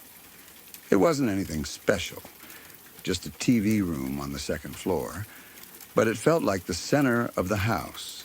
There was a couch worn down from years of use, a big television mounted across from it, and shelves packed with video games, controllers, DVDs, and random electronics that always seemed to collect dust no matter how often they were cleaned. It was the place where time disappeared, especially at night. That night felt completely normal. My brother and I were sitting on the couch playing a video game. It was late enough that the rest of the house had gone quiet. Our parents were downstairs, probably watching something or getting ready for bed. The only sounds upstairs were the game audio, the clicking of buttons, and our occasional reactions when one of us messed up or won a round. Nothing about the moment felt tense or strange. It was just another night doing what we had done countless times before. Then it happened. Out of nowhere, a small, sharp dot of light appeared on the TV screen. At first, neither of us reacted. It registered in that delayed way your brain sometimes works when something unexpected happens. It took a second before I realized what it looked like. A laser pointer. That exact kind of concentrated red light you see when someone messes around with one, pointing it at walls or floors. But there was no one there. The dot didn't just sit still either. It moved. It darted across the screen, jittery and fast, tracing erratic patterns like someone was deliberately trying to mess with us. It slid across characters in the game, bounced from one corner of the TV to the other, paused briefly, then shot off again. We both stopped playing. I remember my brother lowering his controller first, staring at the screen, then looking around the room like he expected to catch someone laughing in the corner. I did the same. We scanned the TV stand, the shelves, behind the couch, the doorway. Nothing, no one, no device, no source. The room didn't make sense anymore. The TV room was on the second floor of the house. There were no windows in that room at all. No balcony, no glass panels, nothing that could let light from outside in. The walls were solid. The only openings were the door and the hallway behind it. The drapes were already closed, but we pulled them tighter anyway, just in case we were missing something obvious. The light kept moving. It wasn't random flickering or reflection from the TV itself. It was precise, sharp, and controlled. The kind of movement you associate with a human hand, not with faulty electronics. It zigzagged across the screen, circled around the center, then darted upward and off the TV, briefly flashing on the wall before snapping back. That was when the unease set in. We started talking over each other, trying to explain it away. Maybe it was part of the game. Maybe the TV was glitching. Maybe a reflection from another screen somewhere in the house. None of it made sense, and the more we talked, the worse it felt. Eventually, we called our dad. He came upstairs, clearly expecting to find something simple. Parents usually do. A reflection, a prank, a misunderstanding. He walked into the room, arms crossed, and looked at the TV just as the red dot zipped from one side of the screen to the other. He stopped. I could tell immediately that he saw it too. His expression changed from mild annoyance to confusion. He looked around the room carefully, more thoroughly than we had. He checked behind the TV, under the furniture, around the shelves. He even opened the door and looked down the hallway like maybe someone was hiding just out of sight. Nothing. The laser-like light continued to move, completely indifferent to our presence. It felt almost deliberate, like it was reacting to us watching it. The way it moved wasn't smooth. It jittered slightly, changed direction abruptly, sped up and slowed down in a way that felt intentional. My dad tried to trace it logically. He stood at different angles, blocking parts of the room with his body to see if the light would disappear. It didn't. It just kept dancing across the TV, sometimes landing directly in front of us, bright and unmistakable. Finally, he raised his hand. He placed his palm directly over the light on the screen, pressing it flat against the TV as if physically blocking it would prove something. I remember watching closely, fully expecting the light to vanish the moment his hand covered it. It didn't. The red dot was still there. It appeared behind his palm, glowing clearly through the space where it absolutely should not have been visible, not bleeding around the edges, not reflected. It was just there, steady and sharp, as if his hand didn't exist at all. The room went completely silent. That moment broke something inside my sense of logic. Light doesn't work that way. A laser can't pass. Through solid flesh. There was no angle, no reflection, no trick that explained what we were seeing. My dad slowly moved his hand away, then covered it again, watching carefully. Each time, the light behaved the same way, refusing to be blocked. No one laughed, no one joked. Even my dad, who was usually quick to brush things off, didn't try to explain it anymore. We just watched. After a while, without warning, the light slowed. It made one last small movement across the TV screen, then vanished. No fade, no flicker. It was just gone, as suddenly as it had appeared. The room felt wrong after that. Not dangerous exactly, but unsettled. Like something had passed through and left a disturbance behind. We waited, expecting it to come back. Minutes passed. Nothing happened. The TV continued playing the game like normal. The walls were empty. The air felt still. Eventually, my dad told us to turn the game off and get ready for bed. That was the end of it. We never saw the light again. Not that night. Not weeks later. Not years later. It never returned, never repeated itself, never offered any explanation. There was no follow-up incident, no similar experience to connect it to, just that one isolated moment that refused to make sense. What made it creepier over time wasn't fear in the moment. It was the lack of answers afterward. If it had been a prank, we would have found the source. If it had been a reflection, it would have behaved like one. If it had been a TV malfunction, it wouldn't have responded the way it did to movement and obstruction. Every logical explanation fell apart the more we replayed it in our heads. Even now, thinking back on it, I don't feel panic. I don't jump to supernatural conclusions. But I also can't explain it. And that's the part that lingers. There was no threat, no voice, no figure. Just a small red light moving with intent in a closed room, defying physical logic for a few minutes before disappearing forever. Sometimes, the creepiest experiences aren't the ones where something terrible happens. They're the ones where nothing happens at all, except the quiet realization that reality didn't behave the way it was supposed to, and no one can tell you why. That night left us with nothing but questions, and somehow that was enough to make it unforgettable.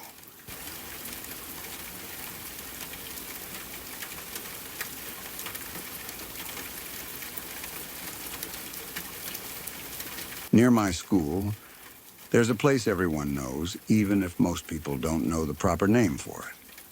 It's where the road crosses over the train tracks, the kind of crossing with barriers that come down whenever a train's approaching.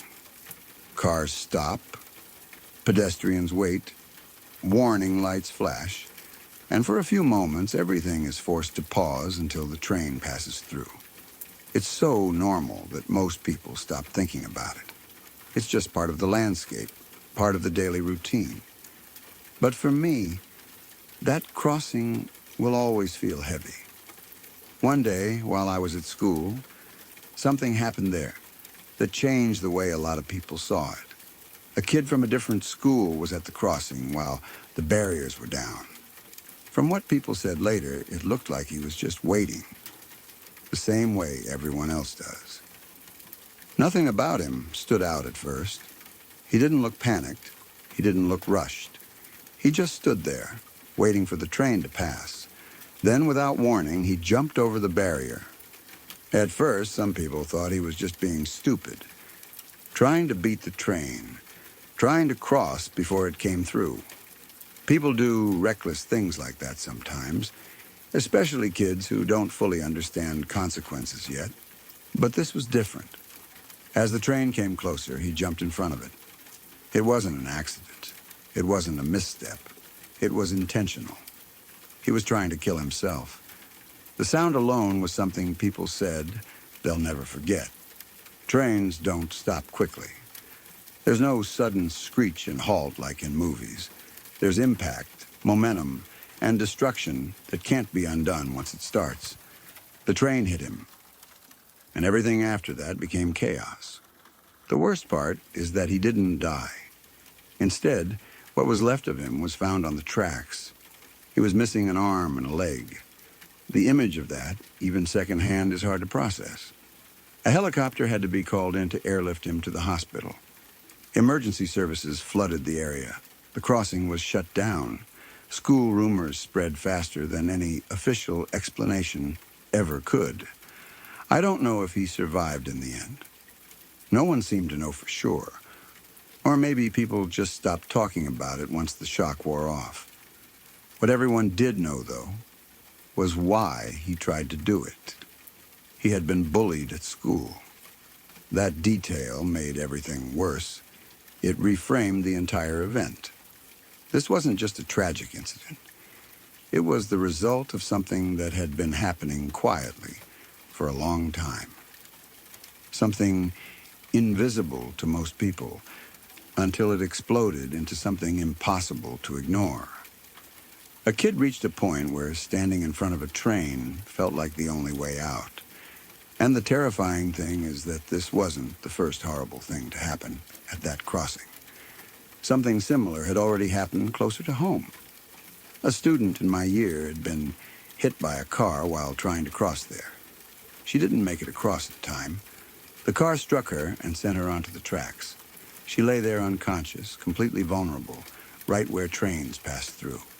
The driver didn't stop. They just drove off. That part makes my stomach turn even now. Hitting someone is bad enough, even if it's an accident. But leaving them there, unconscious on train tracks, is something else entirely. That kind of choice can't be brushed off as panic or confusion. Someone saw what they had done and decided to save themselves instead. If nothing else had happened, that girl probably would have died. She was saved because of one person. A girl who, at the time, I didn't even know yet, she was the first to react. While others froze, shouted, or didn't fully understand what they were seeing, she moved. She ran onto the tracks and pulled the unconscious girl away, getting her clear before anything else could happen. That single act changed everything. It's terrifying to think about how close that girl came to dying. Not because of the initial impact, but because of what could have happened afterward. It's terrifying to think about how many people might have watched and hesitated, and how easily the outcome could have been different if that one person hadn't acted immediately. When you put both of these stories together, that crossing stops being just a crossing. It becomes a symbol of how fragile things really are, how quickly ordinary places can become sites of horror, how easily lives can be altered or ended in moments that last only seconds. What makes it worse is how common these things are, even if people don't want to admit it. Kids being bullied, drivers fleeing scenes, Dangerous crossings that everyone assumes are safe because they've always been there. People waiting until something catastrophic happens before taking things seriously. The boy who jumped in front of the train didn't do it out of nowhere. He didn't wake up one morning and randomly decide to end his life in such a violent way. Something pushed him there, piece by piece, day by day. Words, actions, isolation, humiliation, things people often dismiss as just bullying until it's too late. The girl who was hit by the car didn't choose to be in danger either. She was just trying to cross a road near her school, doing something thousands of students do every year without thinking twice. Her life was almost taken not just by the impact, but by someone else's decision to run. Even now, every time I pass that crossing, I think about both of them.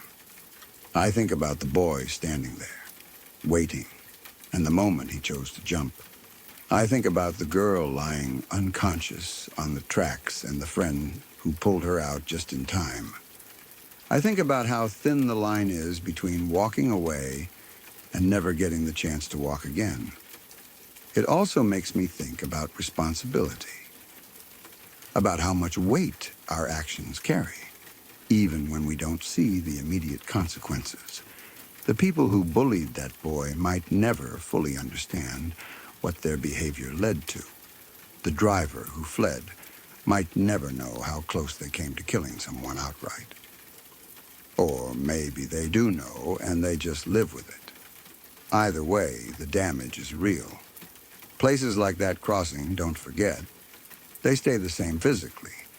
But once you know what's happened there, you can't unsee it. Every barrier coming down feels heavier. Every train passing through feels louder. Every pause while waiting for it to clear feels like a reminder of how easily everything can go wrong.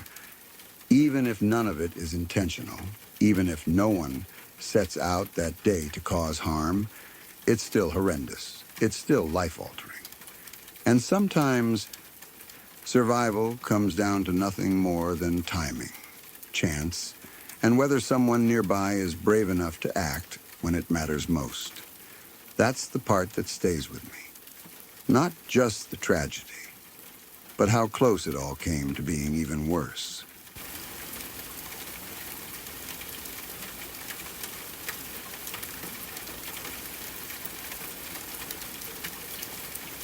In November of 2017, my mom and I went down to Florida to help my grandma clean out her house. It wasn't a simple cleanup. It was bad. Years of stuff had piled up everywhere. Entire rooms were stacked with junk, bags, broken furniture, old papers, things that probably felt important to her at some point but had turned into walls of clutter. The smell alone was overwhelming, a mix of dust, mildew, and time. It took days of work, both physically exhausting and emotionally draining, but it was worth it in the end. She moved into a clean, comfortable apartment afterward, and seeing her in a healthier, safer space made the whole trip feel like it mattered. Once we finished up, we headed toward the Orlando airport to prepare to go home. On the way, we made a detour to Tampa Bay. My mom wanted to show me the house she had grown up in. She talked about it often when I was younger, stories about her childhood, about the neighborhood, about how things used to be. Back in the 1970s, it had been a fairly safe place, the kind of neighborhood where kids played outside and people knew their neighbors. But by the time we were there, decades later, that area had changed completely. The neighborhood felt rough the moment we drove in. Buildings were worn down. Trash lined parts of the street. There was a tension in the air that made my shoulders tighten without me realizing why. It wasn't somewhere you'd casually stroll through anymore. Still, my mom wanted to see it one last time, and I understood that. Places tied to your childhood have a pull that logic doesn't always override. We parked and got out of the car. A middle-aged man lived in the house now, and we asked him if it would be okay to take a few pictures. He seemed confused by the request. like he didn't understand why anyone would care about this place, but he eventually said yes. While my mom took photos, I stood there looking around. That's when I noticed something strange. It was the middle of the afternoon. The sun was out. The temperature was comfortable. There was no obvious reason for anything to feel wrong, but it did. The silence was unsettling. Not peaceful silence, not quiet in a relaxing way, but empty. I didn't hear birds. I didn't hear insects. No distant traffic noise, no people talking, nothing. Just the occasional sound of wind brushing through trees. It felt like the world had been muted. I remember thinking how unnatural it felt. How my instincts were telling me something was off, even though I couldn't explain why. After a few minutes, we got back in the car, and I felt a sense of relief the moment the doors closed. We didn't say much as we drove away, but I was glad to leave that street behind. It was around 4 in the afternoon when we stopped at a McDonald's to grab food for the road. We were tired, hungry, and ready to just get through the rest of the trip. Fast food felt easy and familiar. I ordered a filet-o-fish, which I've always liked, even though most people seem to hate it. It's one of those small comforts, something predictable and simple. A young man took my order at the counter. He stood out immediately, not because he looked threatening or strange, but because of how friendly he was. He had short, fluffy hair, glasses, and a small goatee. His voice was cheerful, almost overly so, and his smile felt genuine. He joked lightly as he took orders, laughed with his co-workers, and generally seemed like the kind of person who made a dull job more enjoyable just by being there. When he handed me my food, something in me felt compelled to say something. I don't usually compliment strangers. I'm not the type who goes out of my way to talk to people I don't know, but something about his energy made me want to acknowledge it. So I told him I thought he seemed like a really great person. He smiled even wider and said, "Thanks, man. I bet you are too."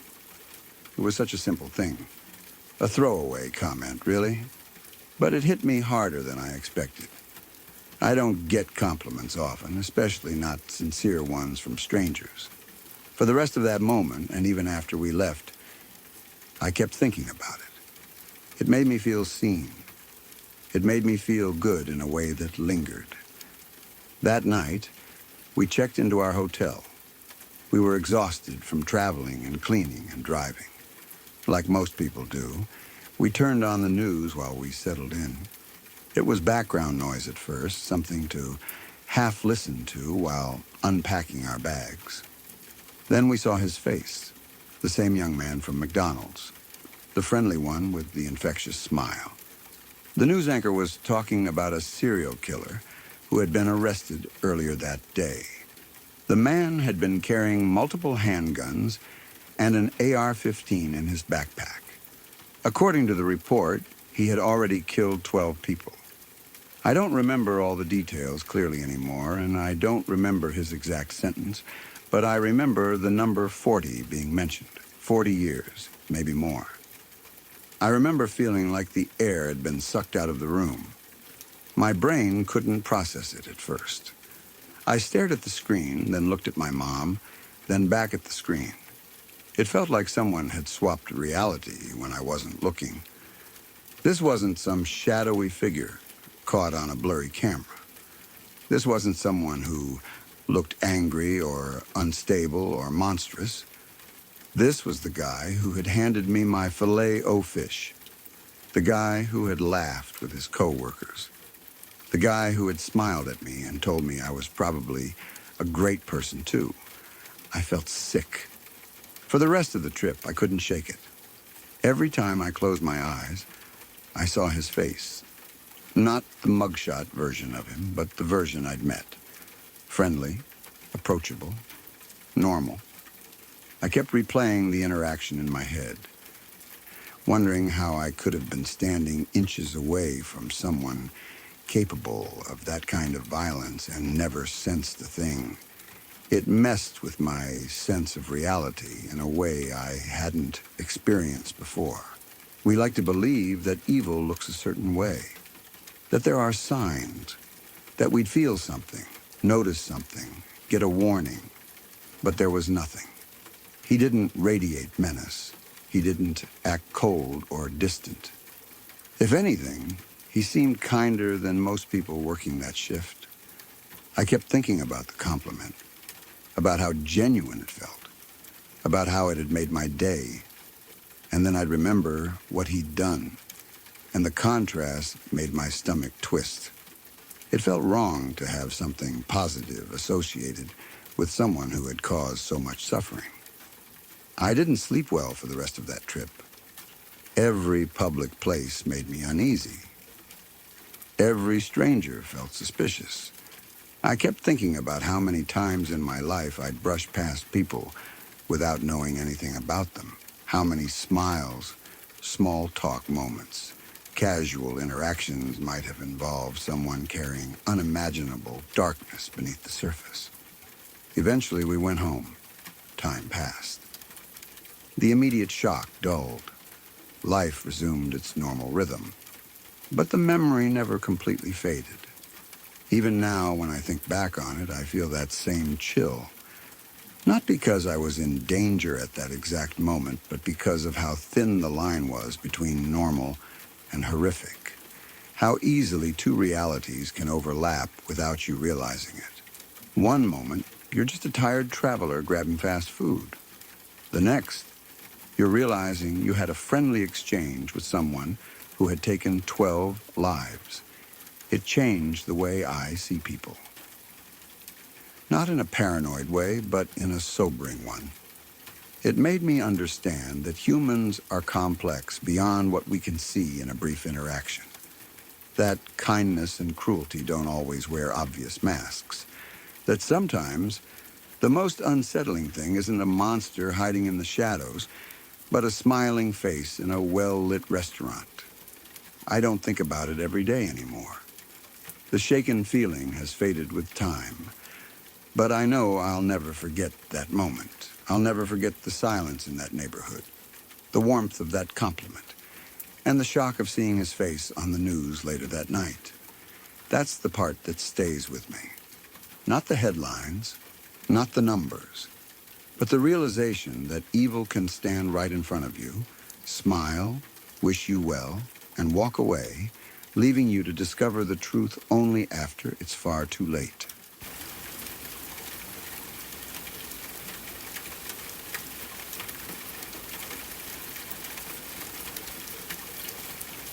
Look, if you're still watching, you already know what this channel is.